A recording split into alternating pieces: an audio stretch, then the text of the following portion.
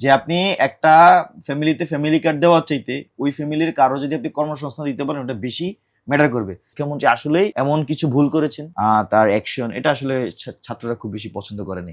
খুবই, খুবই গুরুত্বপূর্ণ একটা বিষয় আপনি মানে তুলে ধরেছেন। সেটা হলো যে কালচারাল ফ্যাসিজম, কালচারাল হেজিমনি। এবং আমরা ৩৬ জুলাই পরে এই আলোচনাটা অনেক ব্যাপকভাবে শুনেছি। যে এই যে মানে আ ধর্মনিরপেক্ষ বা বাঙালি জাতীয়তাবাদ বা ইন্ডিয়ান কালচারাল হেজিমনি আ বাংলাদেশের উপরে চাপিয়ে দেওয়ার বিষয়টা, এবং এই যে আপনারা ৩৬ জুলাইয়ের যারা জুলাই যোদ্ধা, তারা এটার বিপক্ষে প্রকৃত একটি বাংলাদেশী, এই কাজটা আপনারা কতটুকু করতে পেরেছেন? আমরা মানে ইয়েকে আপনাদের ওসমান হাদিকে এটা নিয়ে কথা বলতে শুনেছিলাম। ইনকিলাব মঞ্চের মাধ্যমে তিনি কাজ করবেন। আবার তিনিই দেখলাম বেশ অশালীন মানে কথা বলেন। তার গালিগালাজ কথা বলেন। একজন কালচারাল পার্সোনালিটির মুখ থেকে, যিনি কালচারাল আন্দোলনের নেতৃত্ব দিবেন, আমি যখন উনি বলেছেন, আমি ব্যক্তিগতভাবে বলি, উনি যখন আ বললেন যে আমি জুলাই চেতনার সাংস্কৃতিক রূপরেখা নির্মাণ করব, আমি খুব খুশি হয়েছিলাম। কিন্তু পরে যখন আমি তাকে দেখলাম যে তিনি তার নিজের ভাষাটাই মানে কালচারাল না, তখন আমি হতাশ হয়েছি যে নিজে কালচার্ড না, তিনি কি করে জাতিকে কালচার্ড করবেন? তো আপনারা এই যে কালচারাল হেজিমনি মুক্ত করে কতটুকু এই ন্যারেটিভ বা এই কালচারটা দাঁড় করাতে পেরেছেন? আচ্ছা, এখানে আমি একটু এটা বলার আগে আরেকটা জিনিস আমাকে বলতেই হয়, এটা ব্যাখ্যা করার জন্য আমার বলা লাগে। সেটা হচ্ছে আমরা আওয়ামী লীগের বাঙালি জাতীয়তাবাদের নামে আমরা মূলত এখানে হিন্দুইজমের কিছু আছে, কালচার আছে, এখানে আমরা তাদেরকে এটা ইনজেক্ট করতে দেখেছি। এবং অনেক ক্ষেত্রে আপনি দেখবেন যে এটা আমি হিন্দুদেরকে বলছি না, কিন্তু আবার এটা ভুলভাবে ব্যাখ্যা হবে। মানে আমি ওই কালচারটাকে এখানে অনেক ক্ষেত্রে ইনজেক্ট করতে আমরা আওয়ামী লীগকে দেখেছি। এখানে আমরা দেখেছি যে এটাকে কিভাবে মানুষের উপর চাপাই দেওয়া যায়, আর বাইরের কিছু এখানে করা যাবে না, এই ধরনের সংস্কৃতি আমরা ঢাকা বিশ্ববিদ্যালয়ের মধ্যে দেখেছি। এখানে আমরা যখন একটা ইনোভেটিভ ডিফারেন্ট আইডিয়ার প্রোগ্রাম লঞ্চ করতে চাইতাম, আমাদেরকে সেটা করতে দেওয়া হইতো না। অনেক ক্ষেত্রে হামলা মামলা শিকার হয়েছে এসব প্রোগ্রাম করতে গিয়ে। আপনি দেখবেন যে এখানে ধর্মনিরপেক্ষতার নামে বলে মূলত যারা এই ইসলাম ফোপ করা হয়েছে, যারা ইসলাম বা মুসলমানিত্ব ধারণ করে বা এই জিনিসটাকে রিপ্রেজেন্ট করতে চায়, তাদের উপর এক ধরনের কালচারাল হেজিমনি করা হয়েছে, যে তার স্বাধীনতাকে অনেক ক্ষেত্রে হস্তক্ষেপ করা হয়েছে তার স্বাধীনতার উপর। আমরা ঢাকা বিশ্ববিদ্যালয়ে এই ধরনের নানা জিনিসের সিচুয়েশনের মধ্যে দিয়ে গিয়েছি। আমরা দেখেছি যে আওয়ামী লীগের যে গণতন্ত্র ছিল সেটা ছিল যে রাতের ভোটের গণতন্ত্র। আওয়ামী লীগের গণতন্ত্র ছিল যে ডামি ইলেকশনের গণতন্ত্র। তো আমরা এখানে বাঙালি জাতীয়তাবাদ, তারপর হচ্ছে যে আপনার ধর্মনিরপেক্ষতা, গণতন্ত্র এবং আওয়ামী লীগ যে সমাজতান্ত্রিক অর্থনীতি, এই যে এই চারটাতেই মূলত আমরা মুজিববাদ আকারে দেখিয়েছি। এবং আওয়ামী লীগের মুজিববাদটা আসলে মূলত একটা ফ্যাসিস্ট আইডিয়া, এবং সেখানে কালচারাল ফ্যাসিজম আছে, সেখানে গণতন্ত্রের নামে মূলত ভোট চুরির মাধ্যমে সেখানে এক ধরনের ফ্যাসিজম আছে। এখানে অর্থনীতির সমাজতন্ত্রের কথা বলে এখানে অলিগারদের নিয়ে হচ্ছে অর্থনীতি নিয়ন্ত্রণ করে, এবং তার মধ্য দিয়ে একটা পার্টি, ফ্যাসিস্ট পার্টি হচ্ছে ক্ষমতায় থাকতেছে।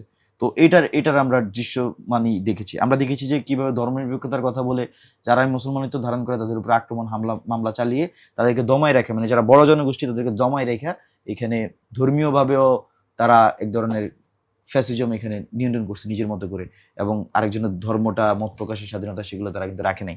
তো আমরা মূলত মুজিববাদকে এইভাবে ফ্রেম করেছিলাম।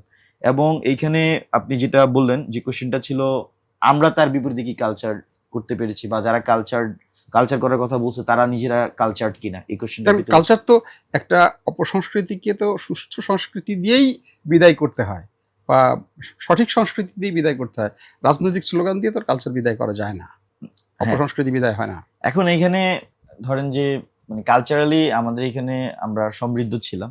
আমাদের যে কি বলে এটাকে, গণমানুষের যে সংস্কৃতিটা, আপনি একদম গ্রাম অঞ্চলে গেলে পল্লী সংস্কৃতি যেগুলা, আমাদের ইচ্ছা বলেন বা আমাদের এখনো এগুলোই টার্গেট, যে জিনিসগুলোকে আপহোল্ড করা, এগুলোকে মেইনস্ট্রিম করা, এবং যেগুলো আওয়ামী আমলে যে জিনিসগুলা ব্যাকফুটে চলে গিয়েছিল সেই কালচারগুলোকে সামনে নিয়ে আসা। এখন এখানে প্র্যাকটিক্যালি এটা সত্য যে এটার একটা ভালো রিপ্রেজেন্টেশন আমরা এখনো দেখাইতে পারিনি। এটার পিছনে অনেক গল্প আছে।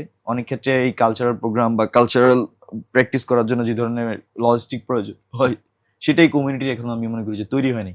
তৈরি না হওয়ার কারণে এখানে ওই যে কালচার যেটা, এটা আসলে প্রেজেন্ট করা সম্ভব হয় নাই। হ্যাঁ, হাদি ভাই অনেক ক্ষেত্রে চেষ্টা করেছে, আপনি তার ভাষা নিয়ে বলেছেন, দুইটাই সত্য। কিন্তু আবার এখানে একটা সত্য আছে যে জেনজি কিছু জিনিস চায়, এবং জেনজির ভাষা নিয়ে বিতর্ক আছে, এবং এই পক্ষেও মতামত আছে, বিপক্ষ মতামত আছে। তো সেই বিতর্কে আমি যেতে যাচ্ছি না, তবে আমি আশাবাদী খুবই যে আমরা একটা বাংলাদেশি যে কালচার, সেই কালচারের আমরা একটা নতুন রিপ্রেজেন্টেশন আমরা ফুটে উঠতে পারবো, এবং সেটা এখন পর্যন্ত এটা করা সম্ভব হয়নি। 2 বছর চলে গিয়েছে। এটা এটা যেমন একটা প্রেজেন্টেশনের রূপ দেওয়া যায় নাই, আবার একই সাথে এটা আমি বলবো যে 2 বছর ফেয়ার এনাফ টাইম না। মানে ধরেন যে আমি আমার কিছু অভিজ্ঞতা যদি এখানে শেয়ার করি, যে আমি এখন জাতীয় ছাত্র শক্তির কেন্দ্রীয় সাধারণ সম্পাদক হিসেবে আছি। তাও সবগুলো সংগঠনের একটা টাইপ থাকে, যে এই সংগঠনটার কথা মাথায় আসলে এই ধরনের চিন্তা মাথায় ডেভেলপ করে। যেমন আমার ছাত্রলীগ নিয়ে চিন্তা আসলে যে আচ্ছা ঠিক আছে, এটা সন্ত্রাসী সংগঠন, সে এইভাবে প্রলাপন অত্যাচার নির্যাতন করতো, এইভাবে তার কালচারাল জিনিসগুলো এরকম, মানে তার বিষয়ে আমার একটা মাথায় একটা টাইপ আছে। ছাত্রগুলোর কথা বললে আর একটা মাসেল পাওয়ার অর্গানাইজেশন, মানে এই ধরনের একটা চিন্তা ভাবনা আছে। শিবির নিয়ে একটা আইডিয়া আছে, বামপন্থী নিয়ে একটা আইডিয়া আছে। আমার সংগঠনের এখনো এই আইডিয়াটা এখনো ক্রিয়েট হয়নি, ধরেন যে আমার সংগঠনটা। তো আমার সংগঠন কেন হয় না এটা আমি বুঝি, যে আমার সংগঠনের যেই প্র্যাকটিস, ইন্টারনাল এক্সটার্নাল প্র্যাকটিস, এই প্র্যাকটিসটা এখন আমি দৃশ্যমান করতে পারিনি। এই দৃশ্যমান করার জন্য আমার একটা সময় দরকার, এটা আমি বুঝতেছি। 2 বছর আমি চেষ্টা করছি, কিন্তু 2 বছরে এটা ফেয়ার আনার টাইম ছিল না, এটা আমার কাছে মনে হয়। অ্যাটলিস্ট একটা জিনিসের একটা পুরো গঠনটা দাঁড়াইতে আমি মানে বুঝতে 8-10 বছর সময় আমি লাগবে। বুঝতে পারছি। এখন যে বাংলাদেশি জাতীয় বাংলাদেশি কালচারের যে কথা বলা হচ্ছে, এই ফ্যাসিস্ট কালচারের বাইরে যে সেই বাংলাদেশি কালচারটা ইস্টাবলিশ করতে আমার মনে হয় এরকম 7-8 বছর সময় লাগবে। যে আমরা ক্যাম্পাসে দেখছি যে শুরুতেই শিবির ব্যাগ অনেকগুলা ব্যানার কাওয়ালি প্রোগ্রাম করে টোরে, মানে জাস্ট কাওয়ালি করতেছে। এটা কিন্তু বাংলাদেশি কালচার না। এখন এখানে বাংলাদেশের লোক সংস্কৃতি যেগুলা, এগুলো কিছু সংগঠন শুরু করছিল, করে হচ্ছে যে সেটাকে ফাইনালাইজ করতে পারে নাই, বা এটার কন্টিনিউশনটা অনেক ক্ষেত্রে রাখতে পারে নাই। আবার অনেকে করতেছে, খুবই ছোট পরিসরে করতেছে, এবং এগুলো পপুলার হচ্ছে। আপনি ঢাকা বিশ্ববিদ্যালয়ে ছাত্রলীগের আমলে ওইভাবে নবান্ন উৎসব হয়নি। এখানে এখন কিন্তু ক্যাম্পাসে নবান্ন উৎসব চালু হয়েছে, পোলাবা নিজ ভাবে সেটা করতেছে। আপনার পহেলা বৈশাখ উদযাপন আমি দেখছি যে আপনার একই সাথে প্রায় 50টার উপর ডিপার্টমেন্ট আয়োজন করছে, মানে অন্তত 50টা ডিপার্টমেন্ট আর অন্যান্য ভাবে 50-60টার মতো প্রোগ্রাম হয়েছে ঢাকা বিশ্ববিদ্যালয়ে। এবং ওই প্রোগ্রামগুলো কিন্তু আওয়ামী লীগের লেন্সে বা বাঙালি জাতীয় লেন্সে যেভাবে তারা পয়লা বৈশাখকে দেখে, ওই লেন্সে হয়নি। এটা ডিফারেন্ট আঙ্গিক হয়েছে, একদম গ্রাম অঞ্চলে যেভাবে পয়লা বৈশাখ আয়োজন করা হয়, মেলা সিস্টেমও ক্যাম্পাসে করা হয়েছে। ছাত্রলীগ আমলে কিন্তু আমরা মেলা দেখতাম, আমাদের দেখতাম যে ছাত্রলীগ আমলে মঙ্গল শোভাযাত্রাটাকে শুধু ফোকাস করা। আমি এখানে একটু থামিয়ে একটু আর একটু ইলাবোরেট করি, তাহলে আপনার বলতে সুবিধা হবে। সেটা হলো যে ঢাকা বিশ্ববিদ্যালয় তো সারা বাংলাদেশ না।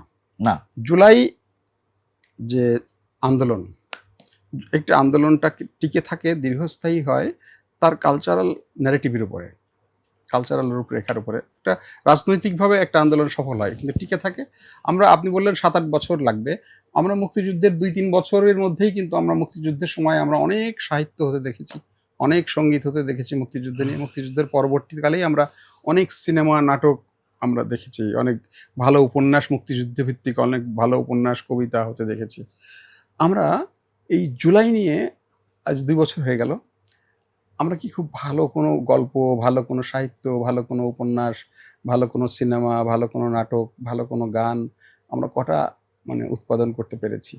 আমরা এখানে আমার একটা ভিন্ন মত আছে, যে মুক্তিযুদ্ধের পরেই যে সাহিত্যগুলা নিয়ে এখন কথা হচ্ছে, এগুলো অত জনপ্রিয়তা পায় না, অত মানুষের কাছে পৌঁছায় নাই, এবং সিনেমাগুলো ওই সময় তো জনপ্রিয়তা পায় না, অত মানুষের কাছে পৌঁছায় নাই। আবার তোরা মানুষ অসাধারণ না, এরকম সিনেমা জুলাই নিউ আসবে, আমি আশাবাদী। কিন্তু আমি যেটা দেখি যে এখানে মুক্তিযুদ্ধের সবচেয়ে বেশি এস্টাবলিশমেন্ট হয়েছে যে 90 দশকে যায়, এবং এটা এখানে একটা গ্যাপ ছিল, এবং 75-এর পর একটা গ্যাপ ছিল, এবং অন্তত এই গ্যাপটা প্রায় 15 থেকে 20 বছর একটা গ্যাপ ছিল, এবং এটার আরো বেশি ধারাবাহিকতা পাইছে। মুক্তিযুদ্ধের সেরা কবিতাগুলো কিন্তু মুক্তিযুদ্ধের প্রথম 5 বছরেই, আপনি যদি 5-6 বছরের মধ্যেই কিন্তু রচিত হয়েছে। আপনি শামসুর রহমান, এখনো অনেক কবিতা জুলাই নিয়ে রচিত হচ্ছে, কিন্তু আমি বলবো যে এগুলো ওইভাবে পাবলিক স্পেয়ারে আসে নাই, আসতেছে না, কিন্তু সময় লাগবে যে এর মধ্যে কোনটা বেস্ট মানুষ এটা আইডেন্টিফাই করে। যেমন ধরেন যে জুলাইয়ের গল্প নিয়ে অনেকে বই লিখতেছে এখন এসে,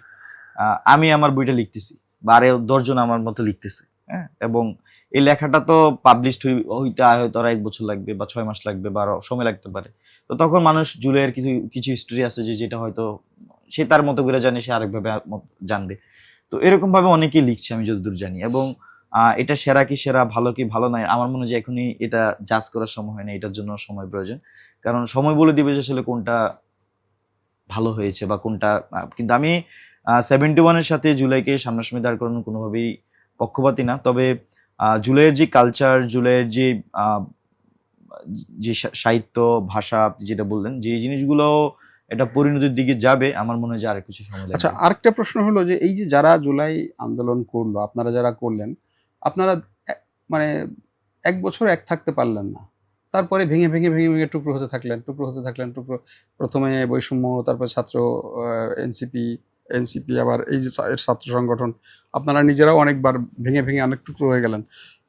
না, এরকম না। এটার মধ্যে কি দুর্বল হয়ে গেল উম, জুলাইয়ের শক্তি? না, আমি তো জিনিসটা এইভাবে দেখি না। এখানে বিভিন্ন ছাত্র সংগঠন যেমন এই অভ্যুত্থানে অংশগ্রহণকারী ছিল, সবাই বৈষম্য বিরোধী ছাত্র আন্দোলনের ব্যানারে এসেছে এবং সেখান থেকে ছাত্রদল তাদের রাজনৈতিক যে এজেন্ডা সেটা নিয়ে কাজ করা শুরু করছে, শিবির তার রাজনৈতিক এজেন্ডা নিয়ে কাজ করা শুরু করেছে, ছাত্র শক্তি তার রাজনৈতিক এজেন্ডা নিয়ে কাজ করা শুরু করেছে। আমি এটার মানে বুঝাচ্ছি যে যার রাজনৈতিক এজেন্ডা, রাজনৈতিক ভিশন সেটা নিয়ে কাজ করা শুরু করে দিয়েছে। তো বৈষম্য বিরোধী ছাত্র আন্দোলন ছিল একটা প্ল্যাটফর্ম যার কিছু কমন গোল ছিল এবং সেই কমন গোলগুলো মানুষ বৈষম্য বিরোধী ছাত্র আন্দোলনের প্ল্যাটফর্মে এসে একসাথে সেটা সফলতার দিকে নেওয়ার চেষ্টা করেছে। কিছু জিনিস সফল হয়েছে, কিছু জিনিস সফল হয়নি। তো বৈষম্য বিরোধী হচ্ছে একটা জেনারেল প্ল্যাটফর্ম যেখানে সকল ছাত্র সংগঠন, সাধারণ মানুষ সবাই একীভূত হয়েছে রাজনৈতিক দলগুলো এসে। কিন্তু আপনি যেটা বললেন যে বৈষম্য থেকে, হ্যাঁ, এখন যারা বৈষম্য বিরোধীতে যারা একটা নতুন রাজনৈতিক স্বপ্ন দেখেছে, যারা নতুন একটা রাজনীতি তৈরি করবে, তারা পরবর্তীতে এনসিপি গঠন করেছে এবং আমি মনে করি যার বাইরে খুব বেশি সুযোগ ছিল না। কারণ বৈষম্য বিরোধী তো আসলে এমন একটা প্ল্যাটফর্ম যেখানে সকল রাজনৈতিক দল, সাধারণ মানুষজন সবার অংশগ্রহণ সেটা ছিল। তো যখন রাজনৈতিক দলগুলো তাদের যেই যার রাজনীতিতে চলে যাচ্ছে বা সাধারণ মানুষ অনেকে ঘরে চলে যাচ্ছে, তখন যারা সাধারণ মানুষদের মধ্যে বা নতুন রাজনীতিতে যারা নতুনভাবে আগ্রহী হয়েছে, তারা নতুন একটা পার্টি গঠন করেছে এবং সেটা আমি ইতিবাচকভাবে দেখি এই কারণে যে জুলাইয়ের যেই বিষয়গুলো মানুষ মাথা রেখে রাস্তায় নেমেছিল তারা অনেক কিছু তো সফলতা পায়নি এবং সেটার সফলতা বা সেটাকে কিভাবে বাস্তবায়ন করা যায় সেটার জন্য যদি কিন্তু নতুন রাজনৈতিক দল আমরা কাজ দেখেছি করে। যে নতুন যে রাজনৈতিক দলটি হয়েছে, সেই রাজনৈতিক দলগুলো আমরা ওই সময় দেখেছি যখন জামাতের সাথে তাদের সম্পর্ক ভালো থাকছে তখন তাদের সমাবেশে অনেক লোক হচ্ছে, আবার যখন তাদের ভিতরে বিরোধ হচ্ছে, জামাত একটু সরে যাচ্ছে, তখন তাদের সমাবেশে খুব কম লোক, অল্প না, কিছু এটা লোক। তো আমার মনে হয় যে আপনার আমি এটা তো এইভাবে দেখি না। কারণ আপনি গত বছর যখন জুলাই পদযাত্রা হয়েছে প্রত্যেকটা জেলায় জেলায় অনেক আমি জনসম্পৃক্ততা তার ছিল। আগে বলছি, তখন তো অলরেডি না, না, সবাই তখন মিলে জামাতের সাথে কোনো ধরনের কোনো জোট তৈরি হয়নি। ইয়ে হয়েছে, না, জোট না জামাতের হলে এক সাথে ধরনের সমঝোতা ছিল তাদের। না, এর আগে অসমঝোতা কই ছিল তাহলে? মানে যদি ওই সময় যদি জোট না থাকে তাহলে তার আগে অসমঝোতা কখন ছিল? বরং ওই সময়ে সবচেয়ে বেশি বিভাজন ছিল। কারণ জাকসু এগুলোকে কেন্দ্র করে ছাত্র সংগঠনগুলো আলাদা আলাদা মুভ করেছিল। তো ওই সময়টাতে সবচেয়ে বেশি তুলনামূলক বিভাজন ছিল, মানে ছাত্র সংসদ হওয়ার আগ মুহূর্তে গুলাতে। তো তখন তুলনামূলক সবচেয়ে বেশি বিভাজন ছিল এবং সেই সময় তো এনসিপি যখন তার এই পদযাত্রা করেছিল সেখানে যথেষ্ট লোক সমাগম হয়েছে এবং এবারও করছি। এবার উপজেলা পর্যায়েও কোনো কোনো উপজেলায় 2000, 3000, 4000, 5000 করে মানুষ আসতেছে। এটা আমি মনে করি যে একটা নতুন দল হিসেবে এটা যথেষ্ট। মানে একটা উপজেলা পর্যায়ে 4000, 3000 মানুষ নিয়ে আপনি সমাবেশ করা। এনসিপিতে থাকলেন না কেন? ও, এটা আমি এনসিপি ছাত্র সংগঠনের সাধারণ সম্পাদক হিসেবে আছি, মানে আচ্ছা, আপনি যে সহযোগী সংগঠন। হ্যাঁ, আপনি তো এর সহযোগী সংগঠন হিসেবে আছেন। জি। আরেকটা প্রশ্ন, আপনি জেনজির কথা বলছিলেন, আপনি নিজেও সেই জেনজির প্রজন্ম, জেনজির ভাষা বলছিলেন, যেটা যে জায়গা থেকে আমি কথাটা বলতে চাই, জেনজির ভাষা। আমরা সম্প্রতি জেনজির একটা আন্দোলন দেখলাম, সেটা হলো মানে ঠিক মানে ধরনটা অনেকটা ৩৪ জুলাইয়ের মতো ছিল এবং এটা শিক্ষা নিয়ে। সেটা হলো যে এই যে মানে আমাদের এই যে সম্প্রতি যে এইচএসসি পরীক্ষাটা চলছে, এখনো চলছে, একটা পরীক্ষা, একটা বা দু তিনটা পরীক্ষা আপনার বন্যার কারণে কিছু মানুষ দিতে পারে নাই। এই সংখ্যাটা হয়তো 5% বা 10% যারা অ্যাটেন্ড করতে পারে নাই, বাট বাকি 90% তারা দিয়েছে। কিন্তু এই 10% যারা দিতে পারে নাই, হ্যাঁ, আমি মনে করি, আমি একমত যে এটা শিক্ষামন্ত্রীর একটা ব্যর্থতা। তিনি চাইলে এই সময়টাতে চেঞ্জ করতে পারতেন, চেঞ্জ করে সবাই যেন সুযোগ, কারণ এইচএসসি পরীক্ষা খুব গুরুত্বপূর্ণ। কিন্তু যারা এই আন্দোলনটা করলো, তাদের আন্দোলনের তাদের বক্তব্য আমরা যেটা দেখলাম সোশ্যাল মিডিয়াতে, টেলিভিশনে, তারা শিক্ষামন্ত্রীকে গালিগালাজ করছে। একজন ছাত্র মন্ত্রীকে পার্সোনালি নাম ধরে ডাকছে, তাদেরকে গালিগালাজ করছে এবং যাচ্ছে তাই ভাষায় বলছে এবং খুব স্ল্যাং ব্যবহার করছে। পাশাপাশি তাদের একটা যে উনি পরীক্ষা পদ্ধতি অনেক কঠিন করে ফেলেছে, হ্যাঁ, পড়াশোনা অনেক কঠিন করে ফেলেছে, এ একটা ক্ষোভ। কাজেই পরীক্ষাটা তাদেরকে সহজ করতে দিতে হবে, প্রশ্ন তাদেরকে সহজ করতে দিতে হবে এবং পরীক্ষার হলে যেন এত কঠিন কেন করা হচ্ছে সেই প্রশ্নটাও কিছু লোক করছে। অর্থাৎ মানে এই যে দীপুমণি বা নাহিদের সময় যেরকম মানে মানে পরীক্ষার হলগুলোতে মানে গ্রেস নম্বর নানাভাবে পাশ করে দেয়া, লক্ষ লক্ষ GPA 5 তৈরি করে দেয়া হতো, আপনি তো সেই সময় থেকে মানে এই পরীক্ষাগুলো দিয়ে এসছেন, আপনি জানেন সেই পরীক্ষাগুলো কিভাবে হয়েছে। তো এই এরকম ভাবে কেন বলছে একটা মানে যেই প্রজন্মটা এরকম একটা বিপ্লবের জন্ম দিয়েছে, তারা কেন প্রশ্নপত্র সহজ চায়? তারা কেন মানে পরীক্ষার হলে লুজ মানে কঠোরভাবে মানে গার্ড দেয়া না হোক, এটা কেন চাইছে তারা? তারা কেন আপনার এই যে এক শিক্ষামন্ত্রী বা এই ধরনের লোকদেরকে এই গালিগালাজগুলো কেন করছে? আচ্ছা, প্রথমত হচ্ছে আপনি হয়তো 18 সালে যেই সড়ক আন্দোলন সেটা আপনি প্রত্যক্ষ করেছেন। তো 18 সালের সড়ক আন্দোলনে আমি একজন সংগঠক ছিলাম। তো 18 সালের সড়ক আন্দোলন থেকে আমাদের অনেক শিক্ষা হয়েছে যে একটা আন্দোলনকে কিভাবে সুসংগঠিত করতে হয় এবং সেখানে কিভাবে কমান্ডটা প্লে করতে হয় এবং ন্যারেটিভের মাধ্যমে কিভাবে সবার নার্ভটা ধরে রাখা যায়। এই ধরনের জিনিসগুলো আমাদের শিক্ষা হয়েছে এবং আমরা সেখানে অ্যাজ কমিউনিটি আকারে ব্যর্থ হয়েছি। আপনি দেখবেন যে টানা ৩ দিন খুব স্ট্রং আন্দোলন হইলেও পরে যেয়ে সেটাকে আর কোনো রূপে দাঁড় করানো যায়নি। এটা কোনো রেজাল্ট আনা যায়নি 28 সালের সড়ক আন্দোলনের। আপনি দেখবেন যে ঢাকা শহরের রাস্তায় লাইন করে, করে গাড়ি মুভ করানো গিয়েছিল ৩ দিনের জন্য। কিন্তু পরে কিন্তু সেটা আর ওয়ার্ক করে নাই। না ওয়ার্ক করার কারণ ছিল যে সঠিক আমাদের কাছে মনে হচ্ছে সঠিক লিডারশিপ এবং ওই যে কমান্ডিং সিস্টেমটা সেটা তৈরি হয়নি। তো তার অনেক শিক্ষা পরেও আমরা এখানে আন্দোলন হইলো আপনার, তার আগে পরে কোটা সংস্কার আন্দোলন হইলো 18 সালে। পরবর্তীতে জুলাই অভ্যুত্থান যেটা, সেখানে মূলত এইখানকার যারা অর্গানাইজার ছিল এদের একটা বড় কন্ট্রিবিউশন ছিল যে জুলাই অভ্যুত্থানে। মানে তাদের 6 বছর আগের যেই অভিজ্ঞতা, সেই অভিজ্ঞতা কিন্তু তারা জুলাইতে কাজে লাগাইছে। লিডারশিপ যারা ছিল, ডিসিশন মেকিং যারা ছিল। তো একইভাবে ওই সময়ের আন্দোলন আমরা সফলতা না পাইলেও আমাদের দাবিগুলো কিন্তু ন্যায্য ছিল। হয়তো আমাদের থিঙ্কিং গোছানো ছিল না 18 সালে, কিন্তু আমাদের অনেক ক্ষেত্রেই আমাদের কোয়েশ্চেনগুলো ভ্যালিড ছিল। তো এখন এই সময়ে যারা এসে আন্দোলন করলো, আপনি যাদের কথা বললেন, এরা হয়তো অনেক কিছু গুছিয়ে বলতে পারে নাই, হয়তো তার ভাষাগত সমস্যা ছিল, কিন্তু তার দাবিটা কিন্তু ন্যায্য ছিল। এবং একজন গভর্নমেন্ট কোনটা এই মানে পরীক্ষা পদ্ধতি জি মানে না না পরীক্ষার হলে না না এটা করতে হবে, এটা কি দাবি, সঠিক দাবি ছিল? প্রশ্নপত্র সহজ করতে হবে, না, এটা কি এগুলা সঠিক তো দাবি? আপনি দেখবেন যে তারা যে প্রস্তাবটা দিয়েছে সেই প্রস্তাবের মধ্যে ধরনের কোনো কথা নেই। এগুলা পার্সোনাল আকারে আলাদা বলতে পারে এবং এগুলো আমি বিচ্ছিন্নভাবেই দেখি। এটা কোনো কালেকটিভ জিনিস না। কালেকটিভলি এই ধরনের কোনো দাবি তাদের এখানে ছিল না। এবং এইখানে আমি যেটা বলছিলাম যে এরা বয়স বেশি না এবং ওরা যে যার মতো করে বলেছে।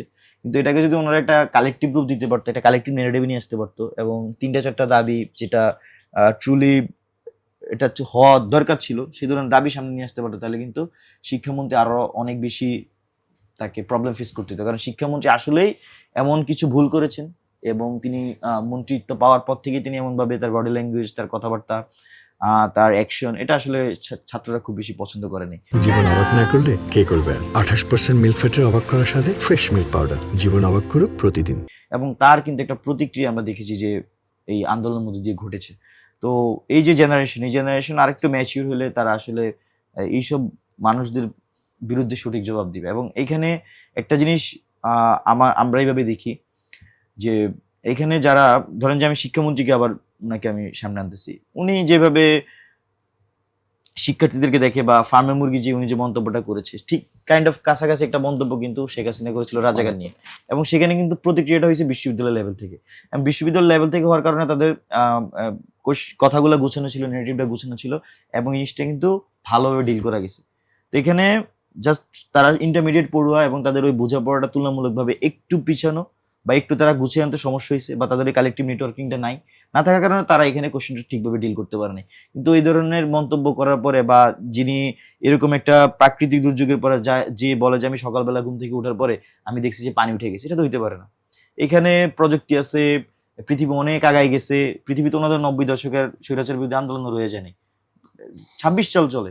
তো 26 সালে আইসা বা উনি 2001 সালে নকল প্রতিরোধ করছে, গুড। কিন্তু এটা তো পৃথিবীতে 2001 সালে পড়ে না, 26 সাল চলে, 25 বছর আগে গেছে পৃথিবী। আপনি তো ওয়েদার ফোরকাস্টিং দেখে বুঝতে পারেন যে কালকে কি হইতে পারে, পরশু কি হইতে পারে, এবং ওয়েদার ফোরকাস্টিং অনেক কাছাকাছি রেজাল্ট দিচ্ছে। তাহলে তার সচিবালয়, তার আন্ডারে প্রশাসন কি করতেছে?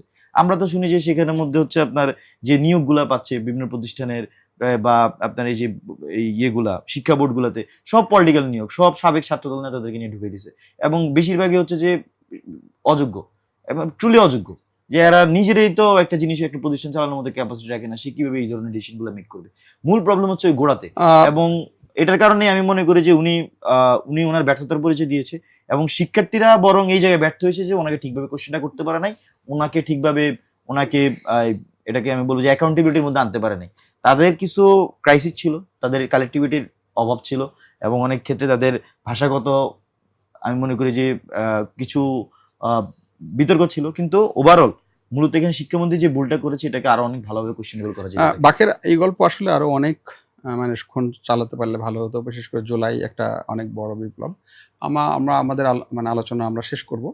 আমার শেষ প্রশ্ন সংক্ষেপে আপনি একটু বলবেন, এই যে প্রধানমন্ত্রী তারেক রহমান, আপনি জেনজির একজন প্রতিনিধি, প্রধানমন্ত্রী তারেক রহমান 5 মাসের প্রধানমন্ত্রী হিসেবে শুধু তারেক রহমানকে আপনি কিভাবে দেখলেন জেনজি অবস্থান থেকে, জেনজির দৃষ্টিতে? আমার কাছে মনে হয়েছে যে উনি মুভ করতে ভয় পাচ্ছে, এবং উনি খুবই সতর্কভাবে মুভ করতেছে। এটা একভাবে ভালো, আরেকভাবে হচ্ছে যে আমরা স্লো হয়ে যাচ্ছি এখানে। উনি মুভ করতে ভয় পাচ্ছে যে উনি আসলে অনেকের ভাষা নতুন মানে এখানকার যে জেনারেশনের পালস বুঝতে অনেক ক্ষেত্রেই উনি বুঝতে পারছেন না। বিশেষ করে উনি যখনই তার মন্ত্রণালয়টা তৈরি করেছেন, কাকে কাকে মন্ত্রী পরিষদে নিযুক্ত করেছেন, এটা দেখে আমি অনেক ক্ষেত্রে হতাশ হয়েছি। আমার বিএনপির কাছে এক্সপেকটেশন একটু ভালো ছিল, তো সেখানে এমন এমন লোককে মন্ত্রীর টেনে বসিয়েছেন যাদের দীর্ঘদিন এই দেশের সাথে কোনো কমিউনিকেশন ছিল না। উনি বাইরে ছিলেন রাজনৈতিক কারণে, ঠিক আছে, উনি নেতাকর্মীর সাথে কমিউনিকেশন ছিল, কিছু জিনিস জানেন, কিন্তু এরকম অনেককেও আনা হয়েছে যারা আসলে জনসম্পৃক্ত লোক না, এবং এদেরকে দিয়ে মন্ত্রণালয় চালাতে খুব বেশি। কিন্তু আপনি বলছেন যে উনি মুভ করছেন না বা সতর্ক, মানে বেশি সতর্ক বা ভয় পাচ্ছেন এরকম কথা বললেন, কিন্তু আমরা দেখলাম যে প্রধানমন্ত্রী তিনি দায়িত্ব নেওয়ার পরে অতীতে যেরকম প্রোটোকল থাকে 14টা গাড়ি থেকে তিনি 4টা করলেন, তো আর ওই মুভ তো সেম জিনিস না। আমি অন্যকে রাজনৈতিক মুভের কথা বলছি। আচ্ছা আচ্ছা, এখন পর্যন্ত সরকার কোনো বড় রাজনৈতিক সিদ্ধান্ত নেয়নি। এখন পর্যন্ত আমাদের অর্থনৈতিক পলিসি কি হবে এটা নিয়ে কোনো বড় সিদ্ধান্ত নেওয়া হয়নি। এখানে অলিগারদেরকে কোশ্চেন করা হবে কি হবে না এই সিদ্ধান্ত সরকার নিতে পারে নাই। আমি রাজনৈতিক মুভের কথা বলছি। কিন্তু অলরেডি 10 জন অলিগার্কের সম্পত্তি তার জব্দ করা হয়েছে। এটার বিকল্প সে দিয়েছে এখন পর্যন্ত? সে কি এসএমই কে শক্তিশালী করবে এই ধরনের কোনো রোডম্যাপ দিয়েছে, নাকি সেই অলিগার্ক যেটা আওয়ামী লীগের অলিগার্ক সেটাকে সে জব্দ করে বিএনপির অলিগার্ক বানাবে? এই কোশ্চেনটা তো সলভ হয়নি, এবং এটা তো বড় মুভ না। আওয়ামী লীগের অলিগার্ককে বাজেয়াপ্ত করতে পারে বিএনপি সরকার ক্ষমতায়, কিন্তু বিএনপির অলিগার্ককে তো সে বড় করতেছে। আমরা তো দেখি এটা তার যে পলিসি আকারে তো এখানে বিগ মুভ হইতো কখন, যখন একটা অলিগার্ক যখন 10,000 কোটি টাকা লোন নেয়, ও অলিগার্ককে 10,000 কোটি টাকা লোন না দিয়ে 10,000 ব্যবসায়ীর 1 কোটি টাকা করে লোন দিত। এটা তো big move, big policy.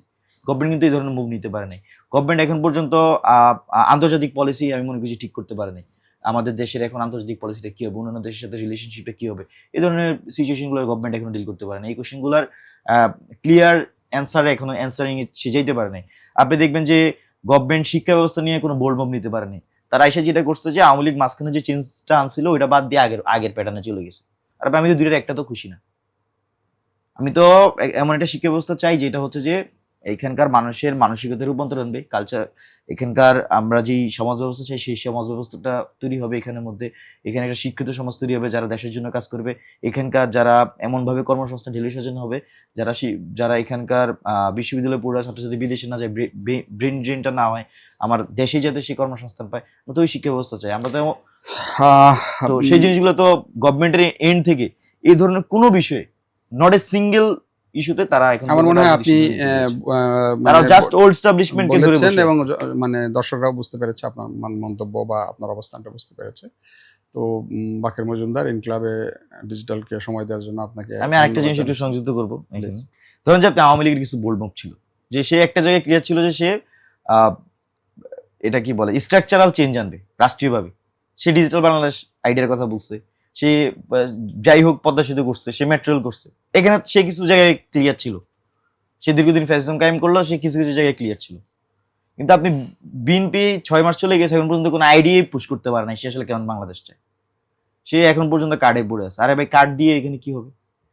Card দিয়ে তো আপনি একটা মানুষে আরো বেশি করতেছেন যে না। কিন্তু আপনি যে বললেন যে 10 জন মানুষকে 1,000 কোটি টাকা করে 10,000 কোটি টাকা দেওয়ার থেকে 10,000 মানুষকে 1 কোটি টাকা করে দেয়া, হ্যাঁ। যে চেঞ্জটা, সেটা কিন্তু ওই ফ্যামিলি কার্ডের সাথে কিন্তু না, না, না, না। এক ধরনের সিমিলারিটি পাওয়া যায়। অর্থাৎ একেবারে তৃণমূল পর্যায়ের মানুষকে না, ফ্যামিলি কার্ড সম্পৃক্ত করা বা নেগেটিভ help না। করা আবার বা- হচ্ছে আমার কথা হচ্ছে যে ধরেন যে ফ্যামিলিতে আপনি ফ্যামিলি কার্ড দিচ্ছেন, ওরা যদি আপনি জিজ্ঞেস করেন এখনই না যে আপনি কি ফ্যামিলি কার্ড চান নাকি আপনার ছেলে চাকরি চান, ও বলে আমার ছেলে চাকরি চাই। মানে স্বয়ংসম্পূর্ণ হইতে চায়। তো ওই না, উদ্যোগটা ওই টাকাটা দিয়ে কিন্তু সে তার চাকরি তো পরে, সে তার সন্তানকে পড়াতে পারছে, যেটা আমরা শুনছি। না, আমি তো টিউশন নেগেটিভ ভাবে বলছি না, আমি এর চেয়ে আরো প্রোঅ্যাক্টিভ জায়গায় যাইতে বলতেছি গভর্নমেন্টকে, যে আপনি একটা ফ্যামিলিতে ফ্যামিলি কার্ড দেওয়ার চাইতে ওই ফ্যামিলির কারো যদি আপনি কর্মসংস্থান দিতে পারেন ওটা বেশি ম্যাটার করবে। কারণ বাংলাদেশের ম্যাক্সিমাম ফ্যামিলিতে আপনি বেকার যুবক পাবেন, এবং তাকে যদি কর্মসংস্থানে ট্রান্সফার করা যায়, কনভার্ট করা যায়, সেখানে আমি মনে করি যে বেশি উপকার হবে। কর্মসংস্থান মানে আপনি 2,000-2,500 টাকা দেওয়ার চাইতে ওরে 20,000 টাকা স্যালারি চাকরি দিলে গুলো তো বেশি তৈরি করতে হবে। এনিহাউ, নিশ্চয়ই আপনার এই মানে মন্তব্য সরকার শুনবেন এবং তারা যৌক্তিকভাবে বিবেচনা করবেন, সে আশা রাখি। বাকের মজুমদার, আপনাকে ধন্যবাদ জানাচ্ছি। প্রিয় দর্শক, আমরা এতক্ষণ শুনছিলাম একজন সম্মুখ সারির জুলাই যোদ্ধা বাকের মজুমদারের বক্তব্য। আবু বাকের মজুমদার তিনি তার নিজের অভিজ্ঞতা এবং মূল্যায়ন করলেন। আমরা পরবর্তীতে আরও কোনো অতিথির নিয়ে আপনাদের সামনে হাজির হব আগামী কোনো পর্বে। সে পর্যন্ত আপনাদের সবাইকে ধন্যবাদ জানাচ্ছি। সবাই ভালো থাকবেন। আল্লাহ হাফেজ।